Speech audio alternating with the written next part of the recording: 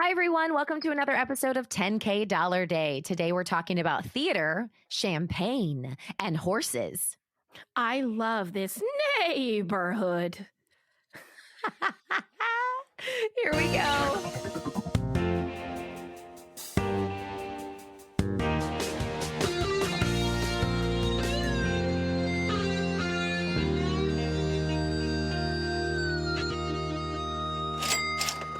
That music every time still reminds me of a 1990s. Every time, even the second time it comes on. Even the second time.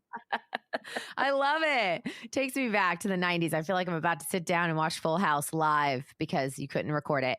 Okay, if you're just now tuning in, hey guys, this is 10K Dollar Day. It's the comedy podcast about imaginary luxury travel. I'm Alison Burns. I'm Lulu Picard. And this is episode 274. Hey, welcome to the show. That means the next one is 275. It does. Well, I don't mean just like sequentially, but for some reason, multiples of 25 feel important. I agree. I think it's because with math, right? You think of quarters. Like if you got one, it's 25. If you got four, you got a whole dollar. So we're almost to $1. I like every time. Sometimes I wonder if we should just have a math podcast just for funsies. Just for fun. Why not? Oh, okay. If you guys are new here, this isn't a math podcast. So what's about to happen is one of our listeners gave us a magic word. It's in the title of this episode, as you'll see. And most of the episode is going to be based on that word. So we're about to take 10,000 imaginary dollars. And because of that word, I have picked somewhere in the world to go. And I'm going to try to spend 10K in one day somewhere in the world. I'm taking Lulu on this imaginary vacation.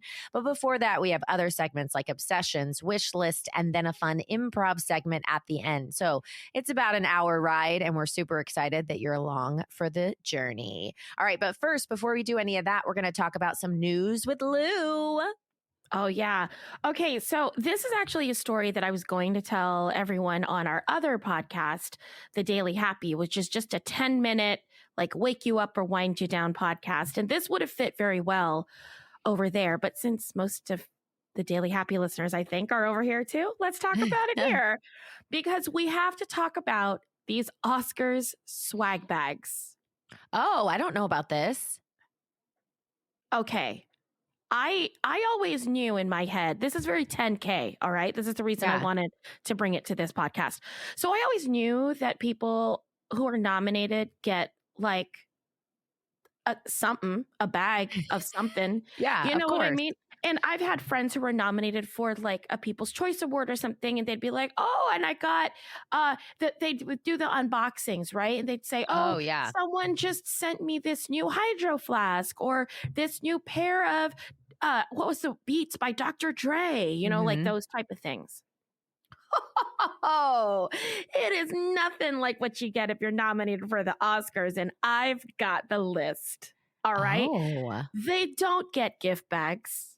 They get gift suitcases delivered to them so they can go ahead and just take them home. First of all, that's how much stuff it is. They don't get them at the Oscars in the bag. They get them delivered to their house. You can't carry the stuff. You got to be kidding me. Wow. All right. So 26 nominees will receive this package. It's each top nominee and director as well as hosts. And they get this gift bag, which is valued at $125,000. What? $125,000. Okay. I'm going to start with the biggest gift in the bag. Okay. It's a 3-night stay in a remote luxury property in Canada. This stay totals $40,000. Why? This is a 10K estate. This is the reason I'm talking about it here. It includes a fully stocked fridge filled with gourmet foods, an in-home movie theater, plus the use of a 965 Shelby AC Cobra Roadster and a 2023 McLaren Artura. Y'all, you can't even, those are cars you can't buy. You can't like walk to a dealer and buy that. That is insane. Those are cars you have to like order from the manufacturer. You know what I mean? Like that's insane. Okay, here is also what's in that gift bag because you're already going to stay 3 nights in Canada at some point. So Yeah. you might as well also go take your 3-night stay at the Faro Punta Imperatore Lighthouse in Italy. Oh. And you can take up to 7 friends. What? This is how they have that celebrity lifestyle. They don't pay for it. They don't pay for anything. Yeah. So you can do all these amazing things and just tweet about it. This is getting better. Are you ready? Yeah. There's like some jewelry wash. Okay, that's fine. Both laser skin resurfacing and chemical peels up to $10,000 by Dr. Konstantin Vasiukovich. Okay. Hair consultation worth $7,000 with leading hair transplant surgeon Dr. Alan J. Bauman, and an arm liposuction procedure valued at $12,000 from Dr. Thomas Sue. Arm liposuction? Like every nominee gets free arms, hair, Botox, laser skin, chemical peel. That's insane. That's 12 plus 7, 19,000. That is $30,000 of plastic surgery that is in a gift bag. Is that insane and bizarre? That's insane. Yeah. But I guess it's smart of the guy giving it away, because if he's giving it away to the top celebrities in the world, then you would hope that like he kept getting more and more, you know? Like if we were to give away like, I don't know, a free $10K dollar day t-shirt in those swag bags, like we might get more listeners. Yeah, I just also I'm a little grossed out by the fact they gave away plastic surgery at the Oscars. Oh, just the fact that it is plastic surgery. I think it's a weird gift for an industry that is so like that can get in your head so much about the way you look. Yes, I would agree with that. And they're like, you made it. Make sure you stay looking like this. Yeah. And it might be one of those things where you're opening the swag bag and you're like, well, I never thought about getting my arms lipoed, but maybe I need my arms lipoed. What if you think you're the only one that got the certificate? What if you're like, oh, I bet Michelle Yeoh didn't get that certificate. It's got to just be me. Oh, wow. See, it'll mess with your head. My head would go in terrible places. Okay. So this year, like I said, they're $125,000. Last year, they've gone down. Last year, they were estimated at $137,000. That's insane. Yeah. Well, the last piece that I wanted to talk about that is in this gift bag is kind of controversial. Okay.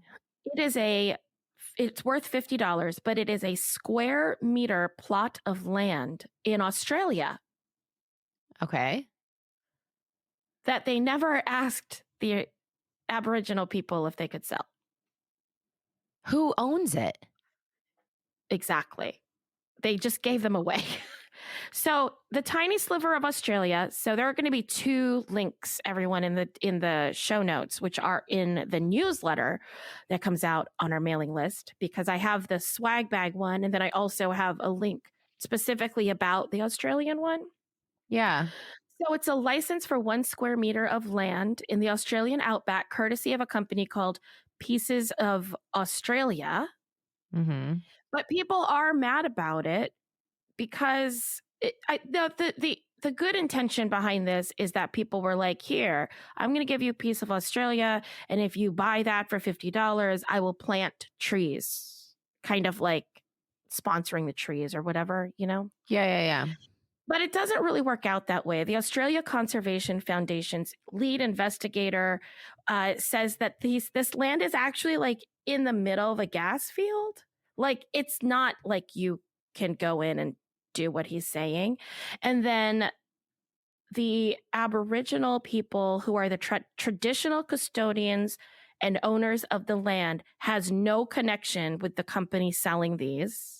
And the company is using its name and photos in the marketing without permission. Yikes. What? Yeah, really random. I know. How do you get away with that? I mean, I guess they're kind of not, because they've publicized it now. So maybe it's going to be talked about. So last year in the Oscar bag, they gave away the thing that they sell on Instagram, I think, where you can buy a plot of Scottish land and then be a lord or lady. Oh, yes. Okay. I've seen that before. Yeah. So I guess that was in the Oscar bags. Everyone got excited. So this was like the next thing. They were like, oh, let's do the Australia one. But here's the thing. You'll buy this for $50, but you're not a lord or lady. You can't take possession of that land. You cannot use the piece of land, and you can't set foot on that land unless you get written consent from Pieces of Australia, but you can get a refund. So I would recommend to Michelle Yeoh and all the other Oscar winners, get that refund. Just get the refund. Yeah. And that's the major news of the Oscar swag bag. But I also just have to say, like, I wept watching those acceptance speeches. Oh my gosh, they were all so amazing. And it's all a story, like, obviously I'm Asian, so it hit obviously very hard, right? Sure. Because we're looking at literally like for Best Actor and Best Actress, you're looking at two people who, well, one person, Michelle Yeoh, who like worked for a long time, but just wasn't a star. Like we all recognized her from and did you see they're re-releasing Crouching Tiger in the cinemas? No. Yeah. Did you watch that movie when it came out? Crouching Tiger, Hidden Dragon? Don't think I did. I remember it. See it. I think, but like I remember hearing about it. Love it. And then I think you're going to want to act out scenes from it. Okay. Because they like fly around and do martial arts and stuff. Okay. Now, Ke Kwan, who won the supporting actor award, which he's the one that was in Indiana Jones and then played the husband in Everything Everywhere. He couldn't get a job for years. Yeah. Like, literally because he was, sorry everyone, this is your Asian friend just getting to talk about Asian actors now just for a minute, so give me a minute. So, he got cast as a kid and then everyone, to be honest, in a stereotypical role, and then many stereotypical roles, and then couldn't find a real role because people weren't looking at people who looked that way to like talk without an accent. That's just true, right? Yeah. And then almost gave up. And his wife just kept telling him his day would come and someone remembered him. And he's not just still a good actor. He was like lauded as one of the best actors in the world this year. Yeah. Like, come on. I know. And then you have Brendan Fraser doing another big comeback. So listen, everyone. It's all comeback stories. The 90s are back. Yep. We've got Ben Affleck and Jennifer. We've got Britney. We have Mom Jeans. We have Caboodles. And every actor, your time has come. It is time. And I'm very excited about the fact that people with older faces and faces that look like mine are being recognized. I think that's good for you and me. Yeah. It's good for the world. It's good for everyone. It's really great it's just great. I just love seeing older people as well, like older than me, being lauded for things that have been, things they've done. Anyhow, that being said, we're done with the Oscars. Welcome to this actual podcast, which is travel and comedy, we think. Thanks for letting me go down that rabbit hole. I love it. All right. Speaking of rabbit holes, we're going to go down our obsession rabbit hole. And I'm going to start. I'm obsessed right now. I joined a wine club. And what does that mean? Well, you'll know this place because they have one in Orlando too. So I finally joined the Cooper's Hawk Wine Club. Yes. Here's the thing. You actually introduced me to it in Orlando. You were the first person to talk about it because I think your parents were members. Oh, my mother loves it. Okay. Well, they have one in Tampa, and a friend of mine has been a wine club member for some time. And so she always, not always, but I would say every couple months, she'd be like, hey, I have a free wine tasting. Do you want to go? So we'd go. I went so many times and finally was like, why am I not just joining the wine club? It's really not that expensive when you think about how much money I normally go to spend on wine. Well, here's the thing. I joined back in December and I forgot about it.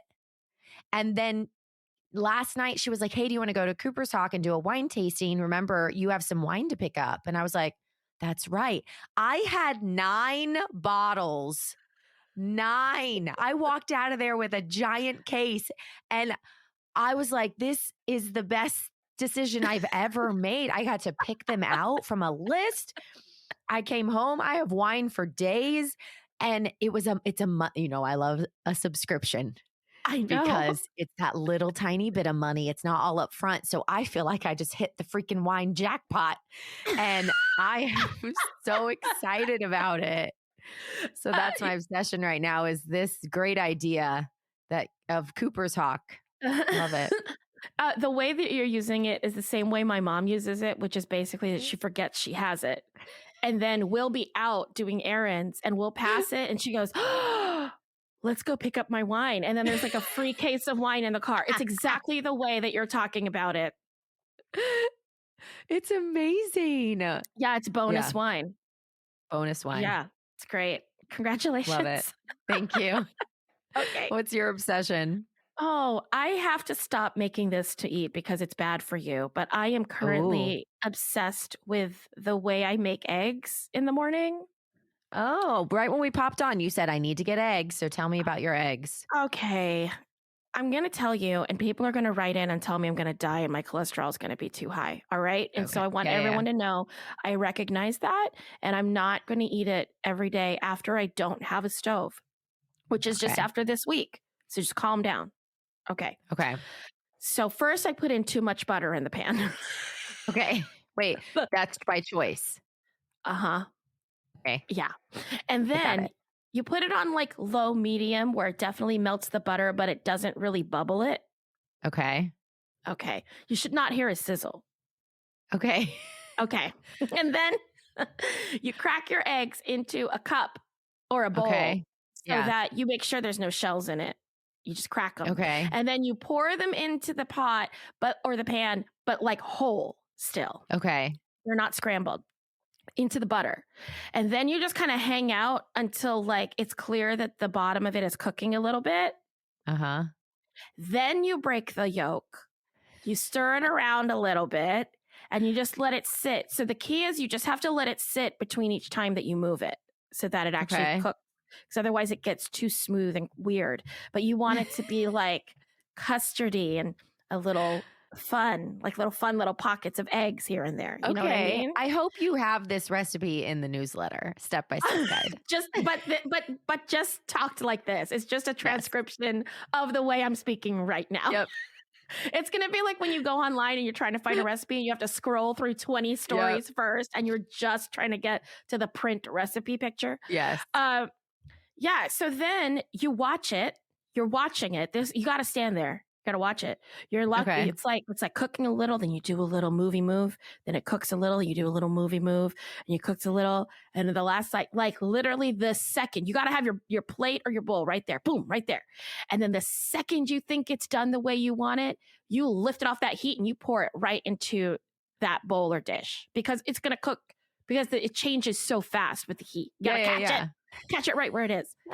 Then you salt it and you put a little bit of soy sauce on. You drizzle. Okay. And let me tell you, it's perfection. All right. You can put some chili oil in there too if you want. But. Oh, nice. Okay, a little spice. Well, I might try that. Go ahead. If the recipe's in the newsletter. I was about to say, like, as soon as I said the butter don't sizzle, your eyes got big and you were like, this is too advanced for me. Yeah. I was like, oh, I got to watch something. I don't know about that. I don't know if I can watch it. All right. So wish list time. Okay. I'm going to go into a description about something that I want. It probably exists, but I don't know where it is. So if you know, go ahead and email us at 10kdollarday@gmail.com. Also, if you're someone who doesn't like to talk about undergarments, you can go ahead and fast forward about 3 minutes because this is going to take a minute. All right. So I wish that they had underwear that was top or bottom? Bottom. Underwear bottoms that were full coverage. Yes. A bit high-waisted. Yes. That felt real secure, like holding me in, not flimsy underwear. Okay. Like not that silky material that just you're like, what does this do? What is it for? Like real sturdy underwear that could not, that you can't see the lines when you wear jeans and leggings. So it needs to be totally seamless, but yet full butt. It doesn't exist. No. And I wish it did, because I like my... Listen, here's what happened. I was unloading the truck at a dance competition, and I had my own child with all of her friends standing there, started to make fun of what they, quote, called granny panties. Look who's wearing their granny panties. Because I was in a truck and my bum was in the air. And I was like, are you kidding me? Like, these feel good. But hold on. As someone who's been your best friend for over a decade, can I say how thrilled I am that at least you were wearing granny panties? Because I went through the first decade of our friendship telling you to put more underwear on in your leggings. I'd be like, your child can see your butt. And I will never forget one day that you said, nah, you can't see them. You can't see my underwear. And I said, are they red with stripes on them? And you got so mad at me. You're like, how can you see them? I said, because your leggings are too thin. Anyway. Yeah. So, well, times have changed.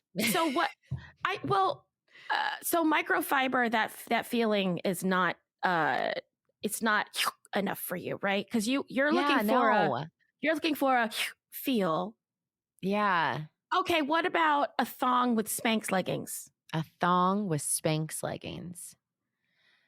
Yeah, so I like my underwear to cover like right underneath my belly button, like go up pretty high. I'm so proud of you. It's like we've come so far. You know what I mean?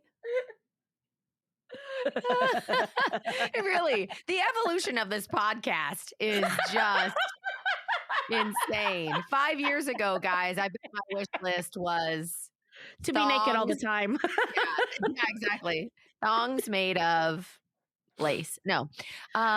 Yeah, that's what I wish for. So if someone wants to create that, that'd be great. Okay, thanks. I think you should look at the brand Parade. Parade? Like like a marching parade? Yeah, there's all these because I think that some new fabrics, this is not exciting to anybody else, but I think there might be new fabrics around that will give you what you want. Okay. I'm going to try it. Because the high waist is in. I agree. This is another great thing about the 90s being back, right? Like the mom jean is in just when we want to get into the mom jean. Yep, 100%. So I'm thrilled. I'm looking at all these 25-year-olds and they're dressing now how I want to dress. Yeah. It's like, whatever. They're like, I got a flannel shirt. I was listening to Pearl Jam yesterday. I'm like, okay. Yep. Yeah. All the oversized stuff I love. Love it. Yeah, it's good. All right. What's your wish list? My wish list is very simple. I would like a day off and a car to drive. Oh, yeah. That's it. Simple, yet hard to come by. Very, very hard to come by. We, we're in a phase of the tour where we are traveling on 2 Mondays in a row, which means there's no days off. And no days off for me means really no days off for our crew. Yeah. Like, for real. But I would love a day where I literally didn't have to do anything or see anyone, and I could just get in a car. I mean, I not that I don't want to see anyone, but just like pick who I want to see. No, I get it. Get in a car and then like go do errands or go find a coffee shop. And then my wish is simple on that day. I don't want to do anything massive. I just want to be independent. Yeah. That's all. I love it. Yeah. All right. Well, that was our obsession and our wish list, which means it's time for 10K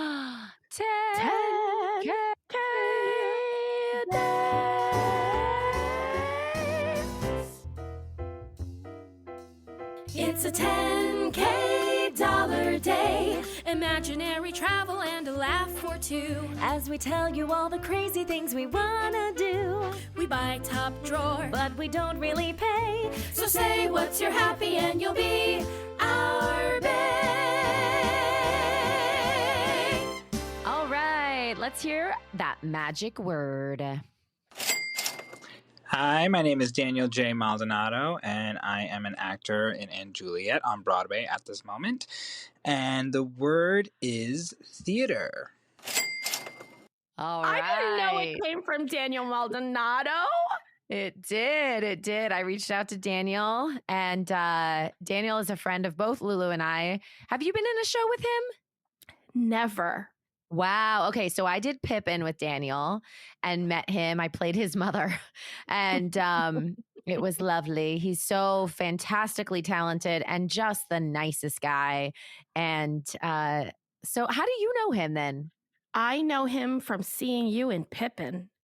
And No way. Really? yeah, and I actually don't know him any other way, but after that we have run into each other randomly several times on the subway in New York and then in a diner in Philadelphia. Like just so random. Yeah. And I But do he's feel like so a lot of nice. people who know you are like, oh, I know Alison. And a lot of people who know me are like, oh, yeah, I know Lulu. Do you know what I mean? He did a Just by 10K proxy. Saturday. So That's because right. he did a 10K Saturday, I think we are connected at the hip for a lot of people. I love And it. you know what? I like it. I like it a lot. I like this word a lot. Listen, Daniel, this is right up our alley. So I'm so excited to be taking Lulu on my theater 10K day. All right. I'm also excited about this day. I love how it like all came together. So you're going to love it too. So theater, it took me to the place that has America's oldest theater. It was founded in 1808. It is a National Historic Landmark. I'm sure you will recognize this place. It's the Walnut Street Theater in Philadelphia. Where I last saw Daniel Maldonado. I know, it just kind of worked out. And we actually have a Philly travel guide, you guys. Lulu and I did an actual like trip to Philly.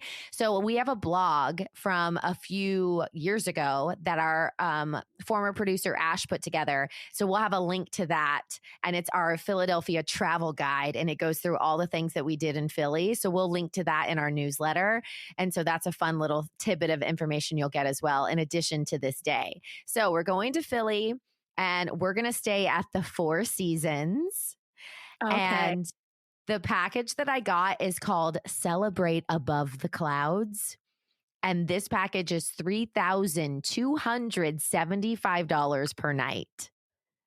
In Philadelphia? In Philadelphia at the Four Seasons. It's the biggest suite that they have, but here's what you get with this package. So you get a welcome, all these welcome things. So when you arrive, you get a selection of Jean-Georges Philadelphia's it's like appetizers, like all these little like apps that you get, a bottle of the Laurent Pierre champagne, a 25 stem seasonal floral bouquet by Jeff Leatham, 2 Canesco diamond face masks, and overnight parking. Whoa.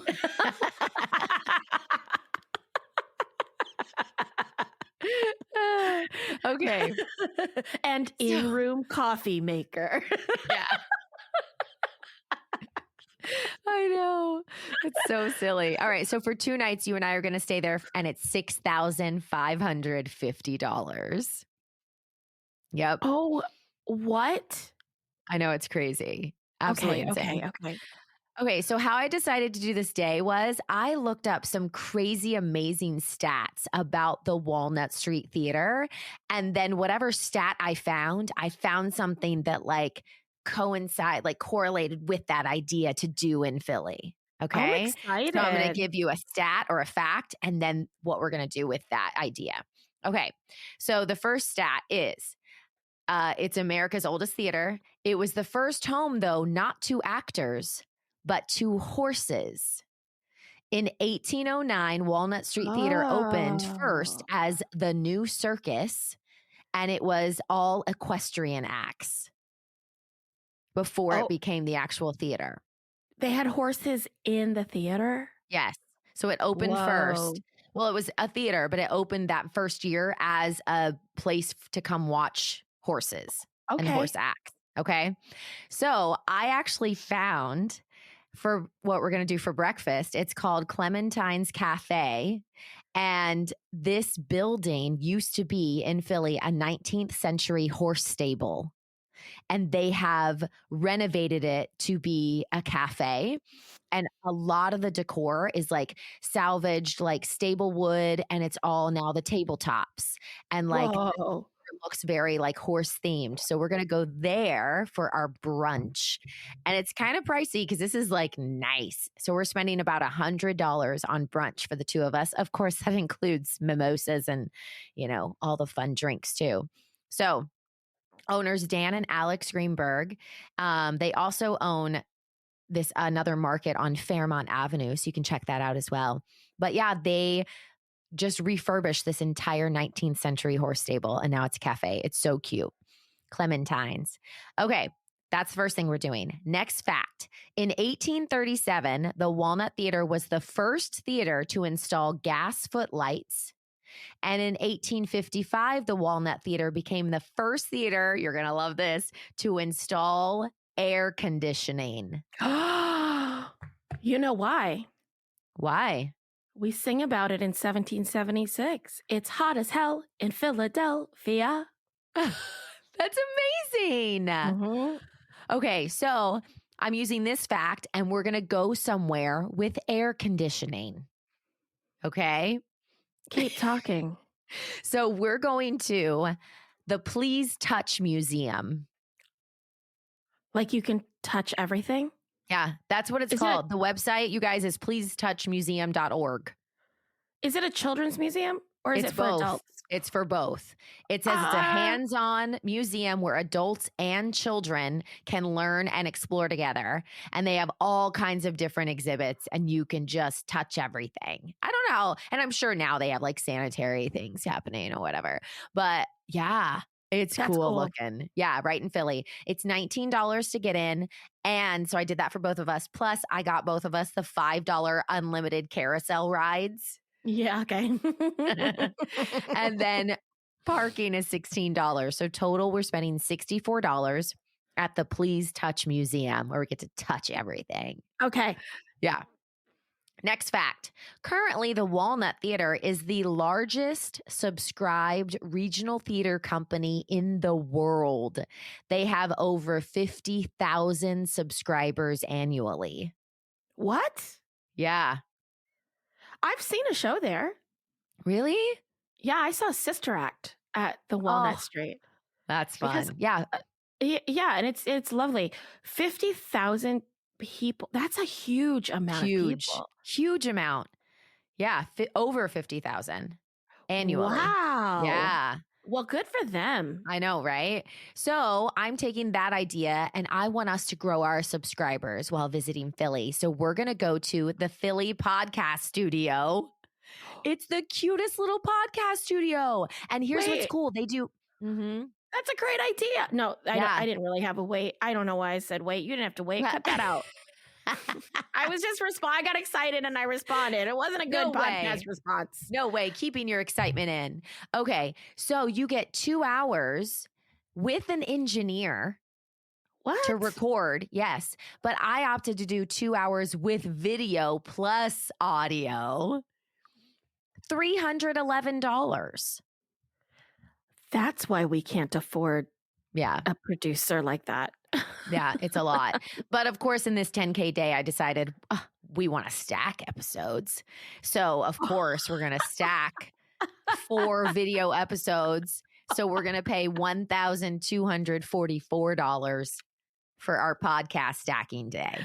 Okay. Wow. 4 episodes in a row we're going to do? Yeah. We're going to be punchy. Wait for that episode 287, everyone. It's a doozy. But I'm sure that because we're there, we probably will meet people, we'll grow our subscribers too. So we're going to nearly have 50,000 before we know it. All right. Next fact. The curtain call, which you do nightly, it's a tradition in theater now, started at the Walnut. Oh. With a play. It was with 19th century actor Edmund Kean. He was the first person to do the post-play appearance, is what they called it back then. Could you imagine being the first guy that was like, trust me, after the show, they will want to clap for me. And they're like, Edward, we don't do that. Like, we finished the play. And he's like, no. I think you want me again. I'm going to go back out. The play's over. Yeah, Never he did happened it. before. That's what did they do before? Like the play would end and it was over? And it was over. There was no curtain call. Nothing built in to say we've all gone through this together. Correct. Huh. The play was over. You go home. Can I ask you as an actor, describe what you feel at a curtain call? I feel satisfaction. Yeah. Yeah. They got it. With the audience. Yeah. Yeah. I feel especially like in a drama, it might be the first time that you can like look the audience in the eye and be like, for sure. Whoa, we did this, huh? Like we were all here together and now we all went through that. Yeah. There's only been one time in my life that a curtain call was awkward, when I was in Bernarda Alba, and there's like a tragedy at the end of the play and it literally just ends there, black. And the director, Eric Davis, was like, there's going to be no music. There's going to be nothing. Lights will come back up. You stand up, you stomp your foot once, and you bow. So literally the audience was like, oh God, blackout, lights come up. We stood up, stomped our foot, bowed, and they were like,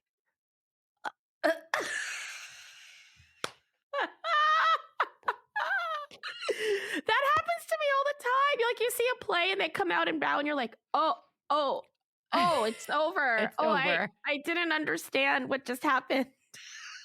Oh, okay. I know. Because I feel like musicals are easy, right?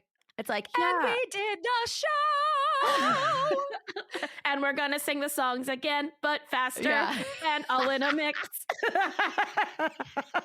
So true. Oh God, that's so funny. Yeah. Okay. So curtain call though was started at the Walnut Theater. That was such a cool like trivia thing for me. That is cool. So I took that idea of curtain call and I started researching because I knew it was time to eat again. I was like, ooh, I wonder if there's a name of a restaurant called like the Curtain Call or Curtain Time or whatever. There wasn't, but I did find the Inquirer posted this review about a restaurant in Philly, and the title is Curtain Goes Up on Garcie's Pay in Advance restaurant in Philly. I was like, great, we're going to go there. So it's this like based on the one headline. I love it. It's so weird. So it's this restaurant that's called Voltaire. It's the first prepaid ticketed restaurant. And it's at the Kimmel Center in Philly. Yeah. And Jose Garces is the head chef. And it was all, when it first came out, now you know what's there because people have gone, but no one knew what they were paying for. You would prepay, show up, and have to eat what they gave you. I love that. No, me too. It's like a tasting menu. So, but this also goes with my theme. They have two different seatings. One is called the pre-theater, $75 a head, plus wine, tax, and tip, served at 5 and 5:30. You could pick those times. Or their second seating was the performance. It was $175 a head, wine, tax, and tip at 7:30, 8, and 8:30. Well, we're going to do both. We're going to do the pre-theater and then switch over to the performance and try all of it. Because the pre-theater has caviar, carnitas popcorn, and deviled eggs, duck liver mousse, like all these crazy things. And then the performance has like ham selection, sea scallops, Monterey Bay squid, additional desserts. So it's completely different. Yeah. So I want to try everything. Thyme marshmallows? What? Like THYME marshmallows? Yeah. Huh. I know, right? I got it. Whenever I hear things that I don't know how they go together, but somebody who's paid to make things taste good, make it taste good that way, I have to try it. Oh, I know. 100%. Yeah. I want to try it. So 2 of us all of that food $600. For both dinners, though. I mean, both dinners. all four dinners. All 4 dinners for 2 people. Yes. Okay, got it. All right. Next fact. There is a superstition in the theater. Now, it's not the one we know about he who must not be named. Have you heard this? That you should never whistle while on stage? Yes, because tell me if this is right. Okay. Because I think I know why. I didn't know this. Because in the past they would drop sandbags to raise the flats or something, and their signal to drop the sandbag was to whistle. Yes, basically something like that. Back in the day, stagehands would use whistles like those used by sailors to indicate cues for scene changes. So they would whistle, and so things would change. Sandbags would drop, scene changes would fly in and out. So if you whistled on stage, it could bring a large piece of scenery down on your head, because I think that happened. So now this is no longer practiced, but the superstition has still been handed down. Yeah, now it's bad luck. So I took that whistling. Wait for this. I mean, this day just fell into place. Did you know there is a whistling orchestra of Philadelphia? What? Like people whistle? Oh, it's a whole orchestra of people that stand on stage. They have sweatshirts and everything that match, and they whistle scores of like famous pieces of music. It's called the Whistling Orchestra of Philadelphia. That's hard. Yeah. Because you also have to like probably harmonize your whistles. You have to be really dynamic, consistent with your whistling. Like, isn't that crazy? Yes. Could you do that? Are you a good whistler? I can't whistle. Mm-mm. You want to know something? My grandfather was the champion whistler in the Philippines. Really? Like a champion, like he won something? Yeah, I think he won a contest. He won a contest for roller skating and one for whistling. Really? Yeah. That's really cool. And I think about it all the time because I'm not that great of a whistler. And I'm like, I didn't get it. You didn't get that? Yeah, I'm not good at it either. It just doesn't happen.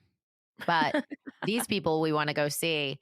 I couldn't really find any prices on like where they're performing right now. It just has their website. So I'm going to donate $100 to them. We're going to be like, you guys are working hard. Get some chapstick.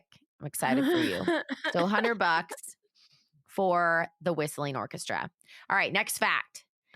There was a stagehand back in the 1800s at the Walnut Street Theater. His name was John Pop Reed. He worked for the Walnut for more than 50 years.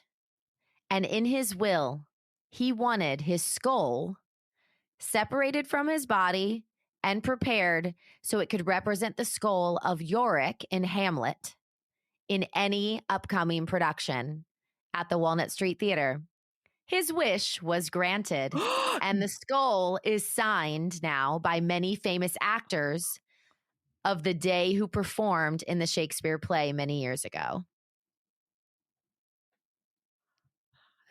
It was in his will. I don't even know what to do with that story. Like, part of me thinks that's disgusting, and part of me thinks it's awesome. Yeah, like it's really both. I can't decide if that's like the worst thing I've ever heard or the best. I know, right? Yeah. It's crazy. I think it's cool. I think I'm going to. It's cool. I think I like it. I think it's pretty cool too. I think I like that a lot. I think that's like so weird. I like that a lot. I also like that he's in every episode, every version of Hamlet. Yeah, and now I think at this point now everyone has signed it, so now it just kind of sits in their theater, but still like I think that at this point we no longer use real bones in theater. Oh, probably. Yeah. Yeah. I think that now we don't do that. But yeah, it's probably true.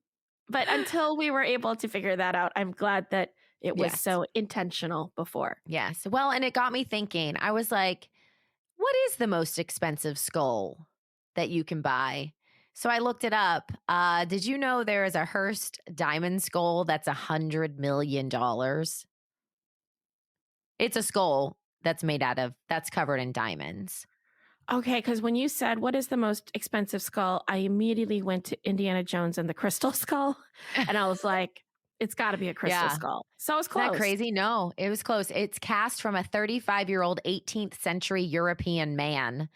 It has the original teeth, and it's coated with 8,601 diamonds, including a large pink diamond worth more than 4 million pounds in the center of his forehead. Oh, wait, but you said it's cast from the skull. So it's not the actual skull. No, it's casted. Yeah. But then where did the teeth come from? It says it's his original teeth. That's a heck of an art project, huh? Yeah. Like $100 million. Whoa. Yeah. So we couldn't afford that one, but I did buy a skull from skullless.com, and it is a blue ocean carved crystal skull. Super realistic is what it says, but it's supposed to offer crystal healing properties. It's $1,249. It's on sale. It's normally like $1,500. And that brings my total to $10,000. Yay! Alison, you know what's really great for a 10-minute routine? Ooh, what? A timer. And you know what has a timer? Ooh, what? Our other podcast. You should know that. It's your voice. That's right. It is my voice, and it is the perfect timer because I lined it up exactly with the timestamp codes in GarageBand, which means it's exactly 10 minutes. We even give you a halfway mark and that final 10-second countdown. That's right. So if you're looking for a way to get a little more, I don't know, schedule without scheduling, then find us at The Daily Happy. It's your favorite podcast that's 10 minutes long. All right, so that's what I would do with $10,000 in the place that founded the first theater ever. Not ever. It's America. America's first theater. Walnut Street Theater. Everyone in Greece was like, thousands of years, Alison Burns, thousands of years. But here's what we would do if we had $10,000 to give away. What charity are you featuring this week, Lou? Well, I originally picked out a theater that I have worked at that I love, and I've been really lucky to work in regional theaters around the country, which are those professional theaters, probably where everyone listening, you have one near you, and it might bring actors in from New York, but it may not. It's probably there, and there are a few people who are trying to make their living there all the time, right? And so we all have these all over the country, and I just wanted to highlight some of them because they're great. There's Triad Stage in Greensboro, North Carolina. We're going to have a link to all of these in our show notes.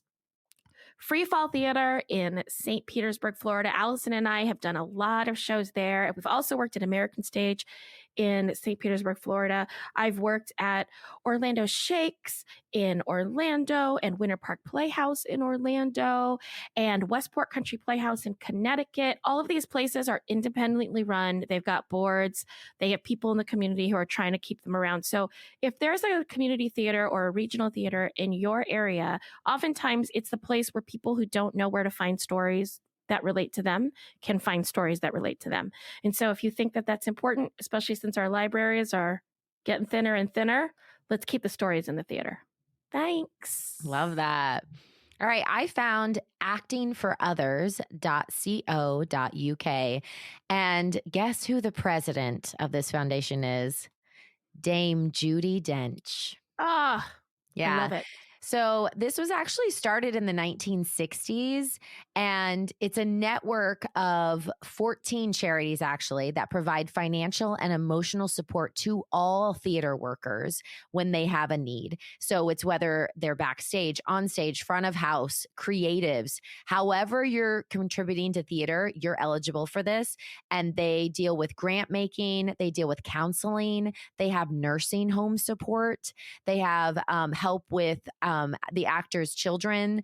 They helped through the COVID pandemic. Any sort of crisis that is happening in the world, the Acting for Others will step in and help anyone who is working in the theater. So check them out. If you have a charity that you'd like us to feature or talk about or something that's really close to your heart, please email us at 10kdollarday@gmail.com. We'd love to hear from you. And we also just love saying hi. So check us out on all of our social media platforms as well. You can find us everywhere at 10K Dollar Day. And if you want to see more of our faces, we got a YouTube channel. Check that out, youtube.com/10K Dollar Day. All right, let's talk about some happies this week. Lou, what made you happy? Well, I had a 6-hour bus ride the other day, and believe it or not, I kind of love them. Yeah? You've got all your stuff with you. I love a road trip. They break it up enough where I'm not stressed out about the bathroom. I've got a window to look out of. No one sits next to me. Got my headphones in. So it is a preferable way to like just zone out. And I had fun on it watching Iowa go by. Oh, I love that. How about you? Well, I have to say, I have talked about it a few times. I've taken on a giant task of creating a new movie musical with my class that is 128 pages. And we had our first weekend of filming the actual scenes. I rented a campground in the area and had the kids come out for basically 3 days straight. They did early mornings, like 7 a.m. calls until 10 p.m. They would go home, come back at 7 a.m. It was all weekend long. Some of these kids have never done anything like this. So it was a lot of, film, hurry up and wait. And it's just me and my gimbal and my iPhone 13. And then I have, of course, a really great friend of mine who is running sound for me. But other than that, it's the two of us and 16 children. So, but my happy is that we did it. And like, it was super stressful and like great all at the same time. And the kids loved it. Like they were posting TikToks of like them on set, and we're not done. We're only about halfway through. So I still have a lot left ahead of me, but I'm happy that it's like starting and I'm getting organized and like they're having fun. So that's always, it feels very rewarding. So that's my happy. This one woman movie studio over here. Someone find her and make her a star so she can have other people do the parts that she doesn't want to do. I know, but right? She does all of them. Well, now it's time for Listener Mail with Lou. Hey. All right. So I just wanted to highlight some more people that are saying hi to us and liking our stuff on Instagram, which is so cool. So I just want to say hi to at Going Gray 50. But I think it's gray with a dog. I don't think it's like gray with their hair, but I don't know. Okay. I also spend way too much time trying to figure out what your usernames mean, just because it's fun for me. We've got Keith Price Curtain Call saying hi, and we've got C. Plord saying hi and liking our stuff. So hi, everyone. Thank you so much for being engaged with us. We really are thankful. Awesome. Thank you, guys. All right. It's time for our last segment. It's time for 10K Roleplay. All right. You are a theater director of a toddler theater troupe. They're all ages 1 to 4. Yes. Thank you. Thank you. Yes. So hi there. Welcome to the show. Hello. I am very happy to be here. And what is your current obsession? Oh, my obsession is the fact that we have now put cushions on all of the walls of our rehearsal studio because we constantly have actors running into the walls when they are upset. There are a lot of tantrums in this cast. I've never worked with actors who just feel they can feel everything all at once. But that is one of the things I love about working with actors from age under 4, because they feel, and when they cry, they want to cry. And when they yell, and they don't hide their emotions. I think that is very important. They don't try to keep them inside. I always know exactly what they mean. And I really think it's refreshing, the honesty, the urgency, the knowledge, and the amazing relationship they have with their emotions. It's quite inspiring, really. That's awesome. What's on your wish list? I am hoping that we get the set loaded very soon. We are doing a production of Our Town, as you can see, with the 4-year-old. So we're making the set out of Legos. It is very just representative. We just have some beams that may or may not be weight supporting going here and there, and a lot of cushions again everywhere because they tend to like to knock over the set. But other than that, we are just waiting for that to happen so we can continue doing rehearsals. They're going okay. They're not too good with the script. It's becoming more of a devised physical piece. But ultimately, the audience will walk away, maybe not with an answer, but with a conversation. Okay. Legos. All right. If you had $10,000 to spend on yourself, because I'm sure you need some you time, how would you spend it? I think that if it were for me, I would maybe invest in many, many earplugs. It is quite loud in the rehearsal hall. If you have ever been at a church service where people are speaking in tongues, it is like that all the time with this amazingly talented. I think they are talented. At this age, it's hard to know if they are talented or if they're just loud. But I think they are talented. I can see the fire in their eyes. When they meet your eyes, you can see, there's an actor in there, which is nice. But for me, I think I need some earplugs, perhaps a sleep mask. And then I would also, for me, because they are very happy doing nap time on the ground because they're actors, which is strange. But for me, I would buy a very expensive bed and put it in the corner, and then I would do nap time in a bed. Nice. I would too. Yes. Yeah, for sure. All right. If you had $10,000 to give away, where would you give it? I think I would probably give some of these actors puppies to take their energy away. Okay. I think maybe if we just had more animals, it would assist in dissipating this. We have not tension. What is the word? Not energy or tension, but just lots of. I literally cannot think of another word besides energy or tension, but that is what we have in the room. And we just need some fluffy animals to take it down a little bit, put their hands on. I don't want chihuahuas. Let me be clear. I am looking for those big dogs that just sit around and lie on the ground and make children calm. Or maybe Benadryl. Benadryl, children's Benadryl. I would also take $10,000 of that. Oh, all right. And finally, what's your happy? Oh, I am very excited because we've just released our new season here at Les Enfants Terribles, which is the name of my theater company. And that's only funny to people who speak French. But it's okay. So I've started a new season next year. I'm very excited. We are doing with the same group of actors. Well, about 25% of them will age out of my program next year. So there will be a new, but other than that, we're going to be doing a series of 5 shows. I'm very excited. We're doing Waiting for Godot. We are doing La Cage aux Folles, which I think is going to be. I mean, until you've seen 4-year-olds sing I Am What I Am, it's just you haven't lived. We're going to do Mamma Mia because that's just a money maker. We just you always have to have an anchor somewhere.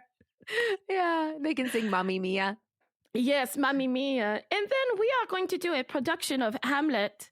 The kids are very excited about the skull, but I told them, do not lick your fingers after touching that, please. But whatever. Oh. They're not union, so we can use the the real skull. Oh my gosh, that's fantastic. Thank you for being here. Oh, I must go because it's just chaos here. Please release me to the hounds. Oh, that was good. All right, are you ready? Yeah. Okay. Also, did you enjoy how that was like slightly a French accent? And then as I kept thinking, it wasn't. Okay, here we go. Listen, I'm always impressed by your accents. You're very good at them. You shouldn't be, because I'm only good at them when I really think about it. Okay, so here we go. Alison. Yes. You, are you familiar with the play or musical Annie? Oh, yeah. Great. So Annie has some orphans and Annie has some dogs, right? Yes. Yeah. A dog. So in this role play, you are the spotlight operator who has to follow Sandy the dog. Oh, okay. Yeah. Okay. Are you ready? Yeah. Okay. Hi. Okay. Okay. Hey, yo, what's up? Oh, hey, what's up? What's up? What's up? I'm so excited to be talking to someone behind the scenes. Yeah, we don't get this opportunity a lot because people, normally don't pay attention to how it all runs. But what they don't know is like if we weren't back here, like it literally wouldn't run. So it's kind of ironic, right? Like they always say, like an actor gets hurt and it's like the show must go on. No. Like the show only goes on if you highlight the people behind the stage, Yeah, you're right. We believe that for sure. So we're going to ask you 5 questions because we want to get to know you more, Yeah, so, cool. What's your obsession right now? Well, my obsession is actually the new follow spot I got. So, contrary to popular belief, a lot of spotlight operators actually do love the follow spot control. I mean, we're hands-on guys, but it's really nice when we also have the option to click that extra button, right? Especially when there are children and or animals on stage. And let me tell you why. Children and or animals are unpredictable beasts, okay? Like you never know. They may think they know they're blocking, but it's like squirrel, right? They're just like all over the place. One thing can set them in the wrong direction. So if you don't have that follow spot clicked, or if you don't have the option of clicking the follow spot, you could be in for a world of trouble, especially, I mean, the gig I'm doing now with Annie, I'm following Sandy around, whose real name is actually not Sandy, it's Rover. But when I'm following Rover around, this dog, listen, I know when the name of the song is Dumb Dog, but this dog is dumb, like in real life. Like I think it was typecast because this dog is actually dumb. And like anything can set it off in the wrong spot. And like it has all these little treats around. It's supposed to go here, stage left to get the treat, and then downstage right to get his other treat. This dog, I don't know where he's picking up these smells. Sometimes he'll end up upstage center. And I'm like, that's not where the follow spot was supposed to be. But because of this new follow spot click, I can set it on the dog's snout and then it's controlled and will actually follow it around. So I just have to control like the focal length and like the focal length. And like the iris. Oh, yeah. Thank you for bringing some industry terms into this because it's going to anchor. Yeah. This for our community. Okay, cool. So what's your obsession? Oh, well, my obsession is actually the new color gels I got for my spot. So there's this website that's called Color Me Gel, and you can actually custom your colors. And I didn't know it was like a thing, but this guy who was my fill-in last week when I was in Vegas for a bachelor party, he came in and he was telling me about this new website where you can customize your color gels. So I'm obsessed. I'm creating like every color known to man, and I'm making it so like the dog's skin is like has like a little bit of a yellow tint. So now I was able to customize a color so it doesn't look so jaundiced all the time. So when I follow Rover now, he actually looks like he has a little bit of life left in him because those original colors like just weren't it. So yeah, these new color gels, my new obsession. All right. Love that. If you had $10,000, how would you spend it right now? I actually think that I would open my own theater. So hear me out. I've been around a while in the theater business. I have done everything from, backstage work with dressing. I've done positioning and like cueing and SM work and stage lighting and, now spot op. Also was an electrician for a little bit. I've learned all the ins and outs of theater, and I really feel like I could run one, like in a really, really good way. And I just don't have the money to start it because I know it's expensive, and I definitely want to like have equity actors. I know it's like a whole nother expense, but I like believe in unions, so that would be another expense I have to take on. So I think I'd take $10K and start my own, smaller organization. We do small shows, like 2-person, 3-person shows. But that's my like dream. So I'd use it for that. Okay. If you had $10,000 to give away, what would you do? Oh, I definitely give it back to my union, the Spotlight Operator Union. The Spotlight Operator Union. Yeah, they like work really hard for us.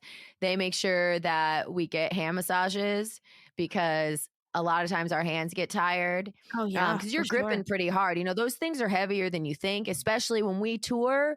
You never know what you're going to get. It's the gear that's already like in the theater house. So sometimes you got these old spotlights up there, and those things are heavy. They were made out of like industrial steel. And so you're like cranking them up and turning them, especially following the dog. And if it doesn't have that follow spot built in, working extra hard. So they make sure we get, hand massages. They give us like wrist pads sometimes. Oh, nice. Yeah, like Bengay and stuff. So I appreciate my union. I'd give it back to them. I love that. Okay. If you had we already did that. What's your happy? Well, my happy actually, Lulu, is you today. And I'm going to tell you why. It's because you decided to highlight the behind the scenes people, which a lot of people don't do. And, it's just a long time coming. And our union's been fighting for us to be seen for a long time. So the fact that you reached out to them and, Joe told me that you contacted him directly and you said, I want to interview someone who is hardworking, who knows what they're talking about, who's worked in this field a long time and who is dedicated and passionate about what they're doing. And, I was really touched that he thought of me, and I was really touched that you thought of us. So that is my happy, Lou, is that you gave me this, 5 seconds of fame. So I appreciate that from one spotlight operator to a podcast professional. So, hey, I'm just happy I can help you find your light. Thanks for being here. Thank you, buddy. All right, guys, if you enjoyed this podcast, why don't you check us out at 10kdollarday.com/Patreon. That's Patreon. And for as little as $2 a month, you can support this podcast. Every little bit helps. It helps us with our day-to-day cost operations, our hosting platform fees, our website fees, and it also helps compensate us just a little bit as we put in hours and hours and hours of work every single week. So thank you in advance. If you can't afford $2 a month, totally fine. Why don't you hit subscribe and maybe review or share the podcast with a friend or family member? That also would help us out a ton. All right, let's get ready to end this podcast. It is produced by 10K Dollar Day LLC. Intro by Stan Collins. 10K logo art by Jacob McAllister. The 10K jingle by Rockwell and Rose. The vintage 10K Saturday voiceover by Charlie Hume. Thanks as always to Buzzsprout. Here we go with friends like us. Who needs amenities?